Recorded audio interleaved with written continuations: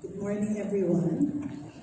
I'm very pleased to present to you the new algorithm on TB diagnosis, but I have to say that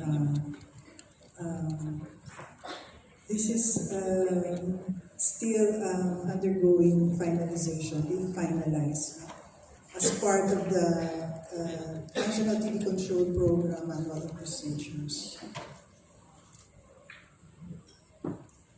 Okay, as Dr. Garcia mentioned in his introduction, the objectives of my presentation are several, but I decided to focus on the discussion of the new algorithm, TB diagnosis, because in leading to the discussion of the new algorithm, I will be touching on the recent advances in diagnosis and paradigm shifts in diagnosis. So I will be showing you the considerations in the design of the algorithm, which include the National TB Prevalence Survey, key findings and recommendations, and the WHO recommendations and standards of care. And I will proceed to the algorithm for adults, but I should say, really it's algorithm for adults and children 15 years old and above. Okay, the WHO has, through the years, implemented strategies for ending TB beginning in 1994, as mentioned by Celine earlier in her presentation. So initially there was a focus on the DOTS strategy, and this was really the basis for effective TB control activities. And in 2006, there was a WHO Stop TB strategy, which also focused on HIV-associated TB and MDR-TB, improved access to quality TB care, and engagement of public and private sectors, as well as development of better tools and approaches. In 2016, also mentioned by Celine, the WHO began the NTB strategy, which is a mix of biomedical, public health, and socioeconomic intervention. So it's more of a widening of strategies. And going beyond the health sector, for example, engaging the TB in prisons and other congregate settings. And major breakthroughs in research and innovation. This slide is important to emphasize in a graphical form what has been mentioned already,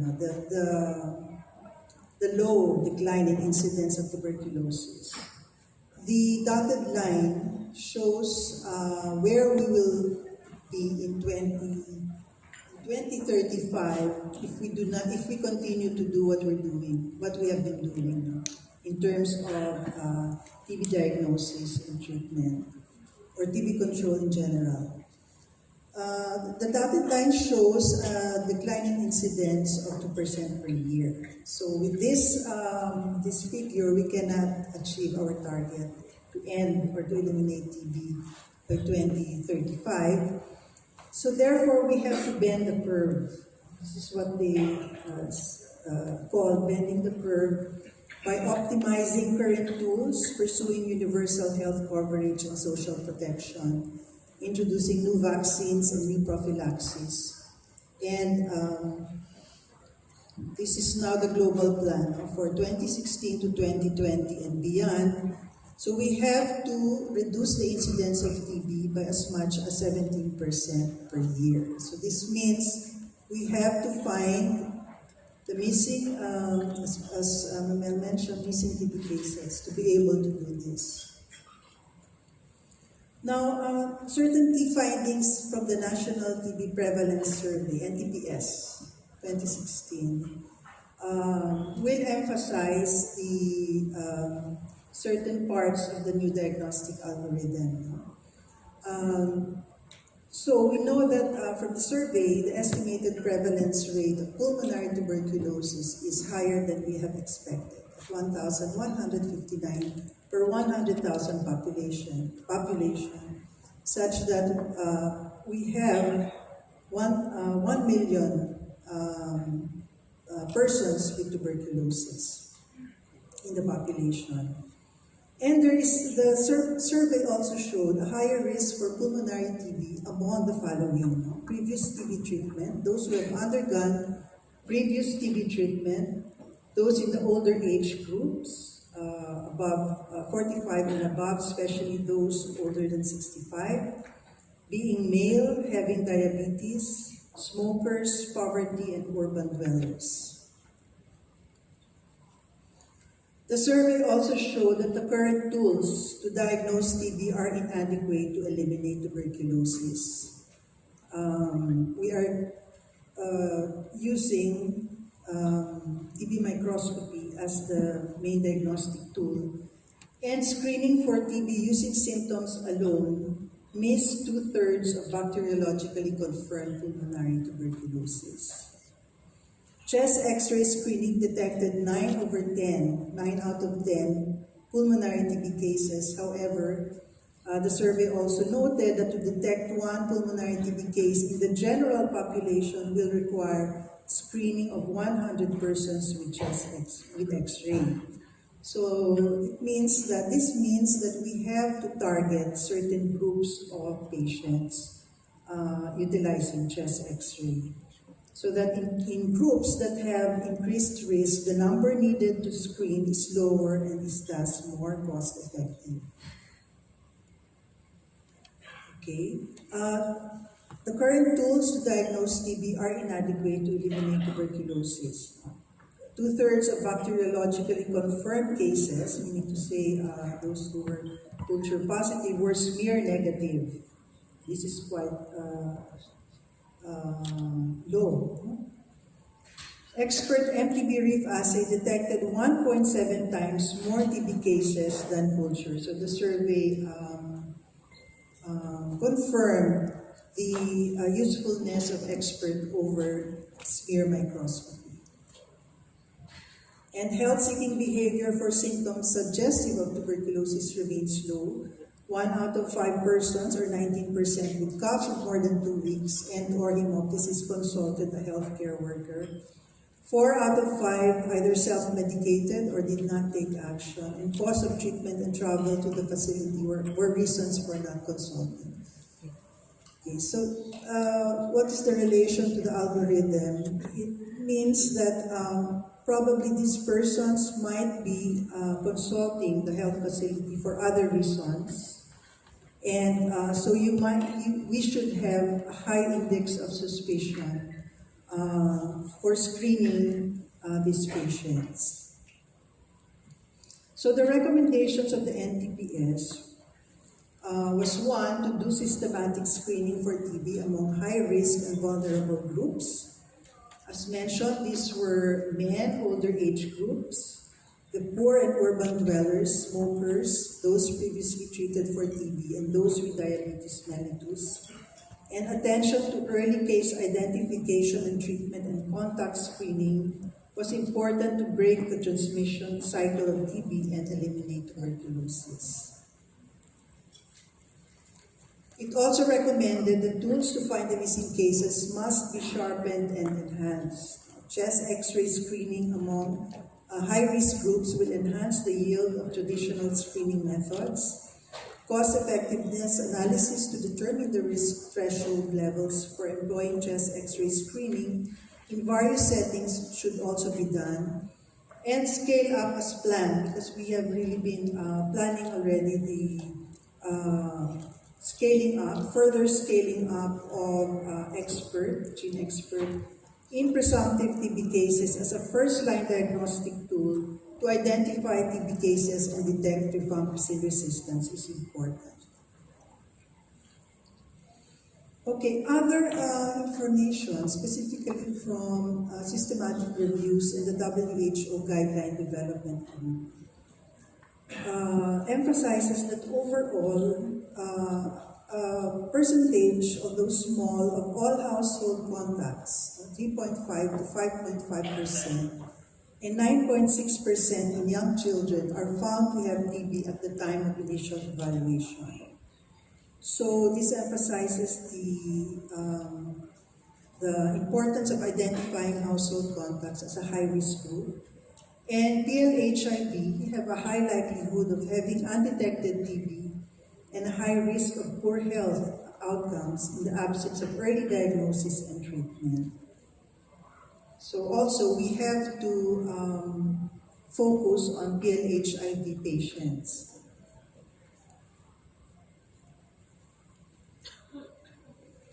Okay, this table shows the possible risk groups to consider when screening for tuberculosis.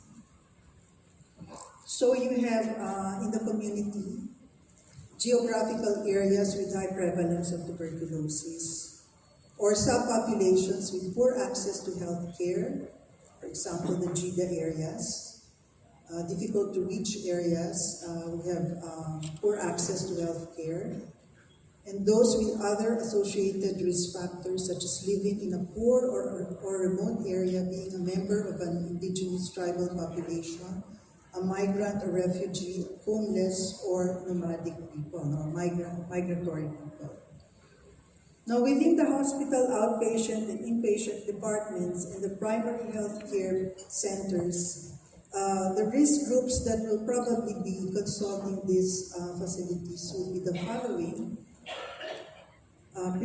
People previously treated for TB, those with untreated fibrotic chest radiography lesion, people living with HIV or attending for HIV testing, and so on. So these were also seen in the National TB Prevalence Survey and also in other researches and surveys.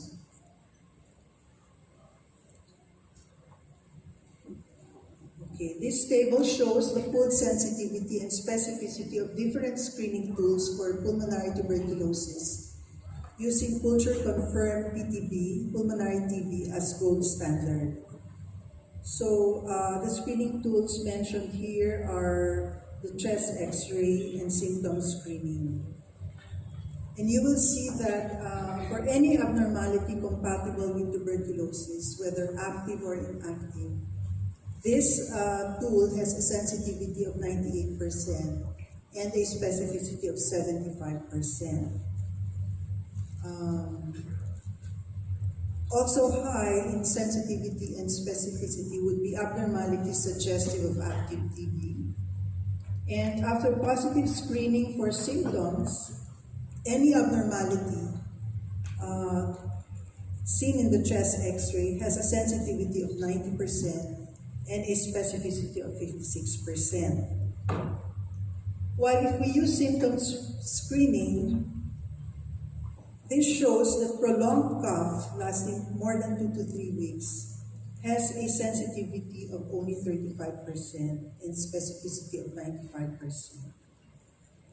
Okay, so these are the different sensitivities and specificities of the symptom screening. So there is mention of any cough, any TB symptom in settings with a low prevalence of HIV, any TB symptom in settings with high prevalence of HIV, and any symptom in settings with low prevalence or high prevalence of HIV. Now this table shows the pooled sensitivity and specificity of different diagnostic tests for tuberculosis from systematic reviews using culture-confirmed pulmonary TB as the gold standard.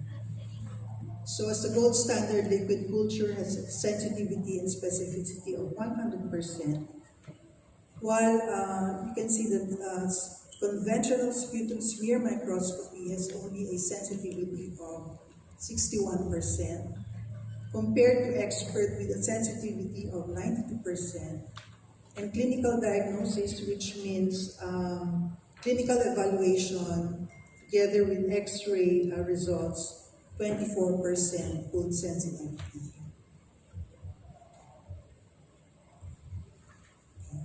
I thought it would be good also to present certain portions of the WHO standards for TB care and management to emphasize the recommendations related to TB screening and diagnosis. So there are 33 standards, and the standards informs the national TB programs when drafting local adaptations of specific guidelines, and serves as a resource for private sector clinicians to support their care delivery for all patients affected by TB. Okay, so I will be mentioning standards 1 to 10 because these relate to TB diagnosis, TB detection and diagnosis.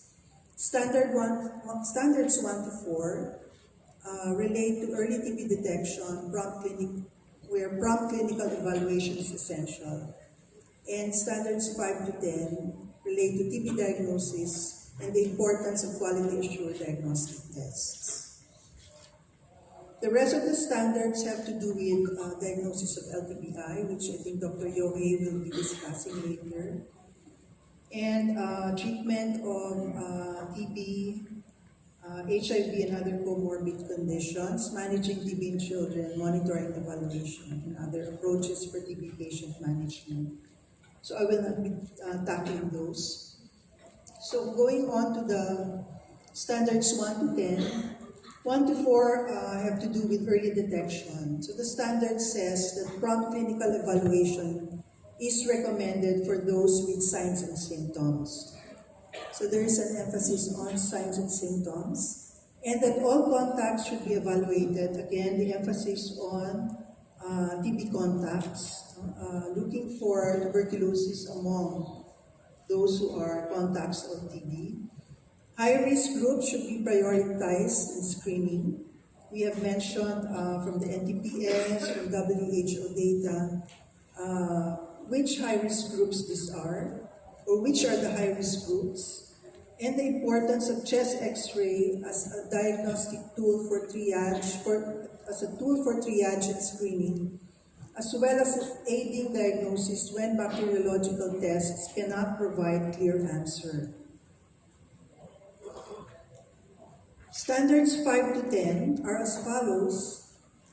It is important for, in TB control, it is important to have a tiered network of laboratories to support TB diagnosis and monitoring of TB treatment. Patients, including children with signs and symptoms, can provide sputum should be tested with expert ultra, and a second testing may be performed for those who initially test negative, but for whom signs and symptoms persist. So there is a mention of expert ultra, which is a more sensitive version of the expert MTB reef assay that we have now. Initial diagnostic tool for extrapulmonary TB should be expert ultra more than microscopy because of the seriousness of extrapulmonary TB. And we would like to have more rapid diagnostic result. PLA, for persons living with HIV, the initial test should be expert ultra. Again, because of the severity of TB in PLHIV, and the lateral flow LAM assay can be used for seriously ill HIV positive patients. The last two recommendations, these are recommendations 9 and 10. WHO recommended rapid molecular DST should be done prior to treatment for new and retreatment patients. And if rifampicin resistant is detected, rapid molecular tests for INH, fluoroquinolones, and second-line injectable drugs should be performed promptly. Culture DST for selected second-line drugs should be performed to those enrolled in individualized MDR-TB treatment.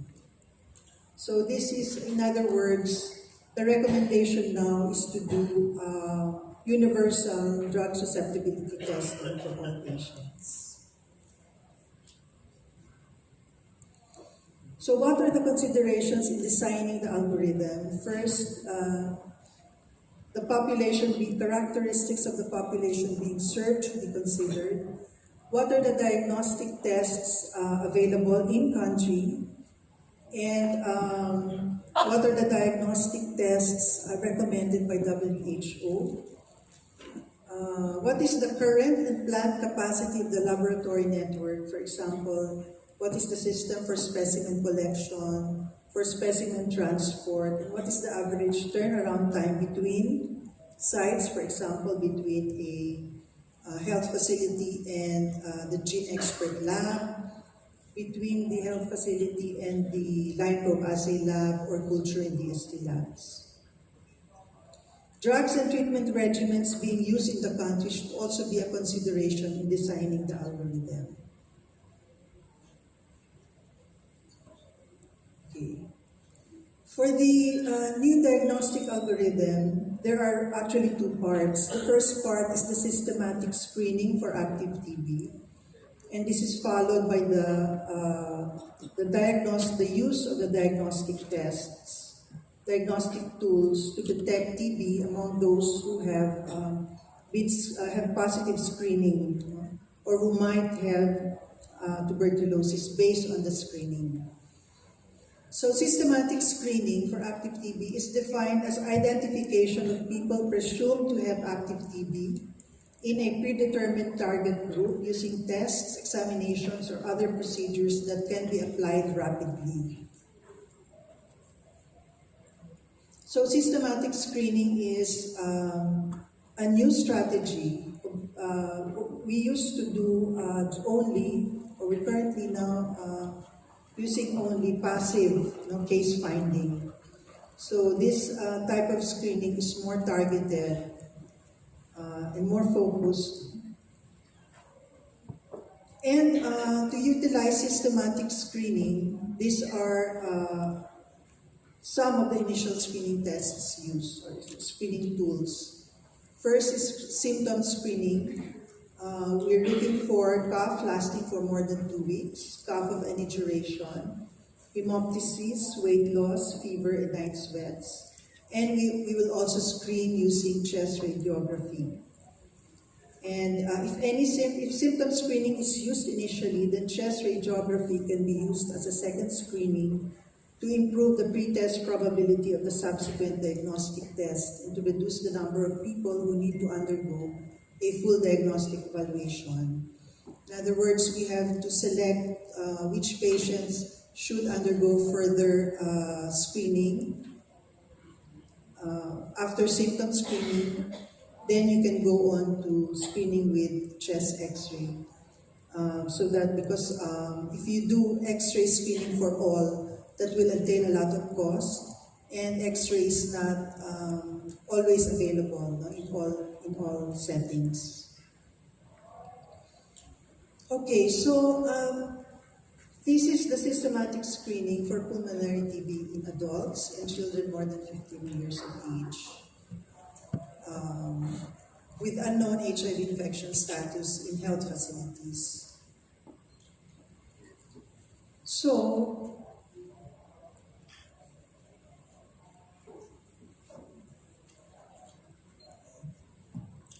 we look for the following signs and symptoms lasting for more than 2 weeks, 2 weeks or more. We will look for cough, unexplained fever, unexplained weight loss, and drenching night sweats of more than 2 weeks. And if any one of these is present, yes, we will proceed to collect spot sputum sample and request immediately for expert MTB reef assay. Now, if expert is not accessible, not available, then we will still proceed to using smear microscopy, or in some cases, there may be TB lamp test. TB lamp is a molecular-based test as well. It detects TB DNA in a matter of less than 2 hours but unlike gene expert, it cannot detect rifampicin resistance. So this, just to emphasize that if expert is not available, it doesn't mean that we will not proceed to do any further diagnostic test. We can proceed to smear microscopy or TB lab. Now, if there is none of the signs and symptoms mentioned, then we go on to verify if the patient has risk factors. If the patient has risk factors such as, you can see here, age more than 60 years old, diabetes, smoker, alcoholic, 4-piece beneficiary, and so on. If the patient has any of these risk factors, we go on to request for a chest X-ray, if it is available. If chest X-ray is not accessible in the presence of cough of any duration, with or without other TB signs and symptoms in the high-risk group, we will collect sputum sample on the spot and request for expert or DSSM TB lab if expert is not available. And we should take consent before taking chest X-ray in pregnant women.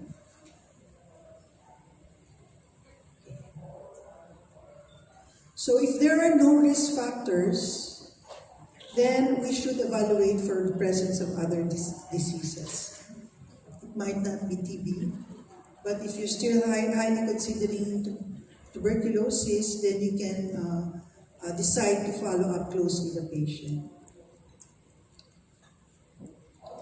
Okay, so we have done our gene expert test, and these are the results that will be that might be released. MTB detected, rifampicin resistance not detected is one result. MTB trace call. The trace call is for expert ultra, meaning to say there is a trace, very minimal amount of DNA detected in the specimen. And this is seen in expert ultra, not in the current expert MTB-RIF assay. The other result is that there is MTB detected, rifampicin resistance also detected. There are invalid result, error result, or indeterminate result, or MTB is not detected. If MTB is detected and rifampicin resistance is not detected, then the patient has drug-susceptible tuberculosis, and we start treating with the STB regimen. If MTB trace call is detected, we treat with the STB regimen if there is no previous TB treatment.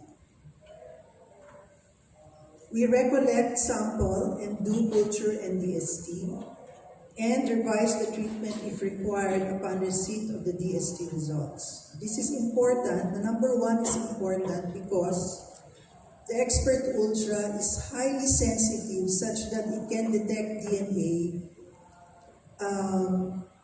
It can detect DNA in a patient who was previously had TB, but actually doesn't really have TB. So you have to be very careful with the diagnosis of TB in this trace call or trace result.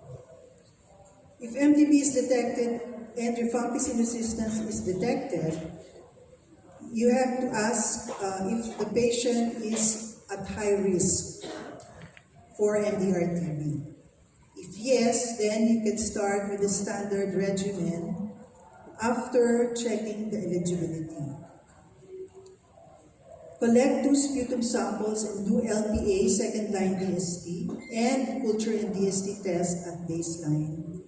And revise the regimen if fluoroquinolone or second-line injectable resistance is detected, and refer to TB Medical Advisory Council if needed. In other words, if rifampicin resistance is detected, you proceed to testing for second-line drug DST. And we do this by line probe assay, which is another rapid DST test, molecular base, gives result in 2 days, and will test for fluoroquinolones and second-line injectable drugs. If the patient has a result of MTB detected and rifampicin resistance detected, but is at low risk for MDR-TB, you need to say what are the risk factors for MDR-TB? Previously treated for TB, failed treatment, was lost to follow-up. Okay, those are or a contact of an MDR-TB patient. If the patient is at low risk for MDR-TB, we are advised to recollect a sample, sputum sample, and repeat the expert MTB reef test, and we follow the second test result. The reason for this is in low risk populations with low risk for MDR-TB, we want to be careful that we're not going to treat the patient. We want to be careful that we don't put the patient on an MDR-TB regimen when in fact he might not really have MDR-TB. So we have to repeat the test. For MTB not detected, for invalid, error, and indeterminate tests, which may result from, which may be caused by low DNA in the specimen, a recollection of a sample is recommended and a retest. Now, in the last result, MTB not detected, a clinical follow-up is recommended, and if still suspicious of TB, you may do the following. Chest X-ray, if this was not previously done. You may do an antibiotic trial, do any other investigation relevant to extrapulmonary TB, and refer to the TB map for possible start of anti-TB treatment. And if not suspicious of TB but still has signs and symptoms, do the following: investigate for other medical conditions and start LTBI treatment for contacts of bacteriologically confirmed TB cases. So in contacts, you have eliminated TB, then you should start LTBI treatment for these patients. Okay, so I mentioned, just to round off the new diagnostic test that will be coming in, we have, I mentioned Expert Ultra. I don't know when this will be available, probably next year. We also have the lateral flow LAMP test, which is using TB in HIV, and the sample used is urine. Also in the pipeline is the expert for second-line drugs, fluoroquinolones and second-line injectable drugs. So we are looking forward to this. And possibly in the not too distant future, there will be, we're looking at TB gene sequencing already. So, a TB laboratory network is important in the detection or finding the missing cases. And just to let you know that this is the network that we have now. The RTDLs, this is now 320 rapid TB diagnostic laboratories or the gene expert laboratories. And we have 28 TB culture labs, 9 TB DST labs, and 2 line probe assay labs. We are looking at increasing the number of expert labs to around 1,000 expert laboratories in the country. So in summary, systematic screening as part of the diagnostic algorithm is recommended to detect TB patients early find the missing patients, and reduce the prevalence of the disease. Use of symptom screening and chest radiography in adults is essential to identify presumptive TB patients. And the new diagnostic tests are important tools in the new diagnostic algorithms, such as the Expert and TB Ultra assay, and should now be the primary tool to diagnose TB, and also to provide universal DST as needed. Line probe assay for second-line drug DST and TB lamp in the absence of Expert are the tools that we are using now in the diagnostic algorithm. Thank you very much.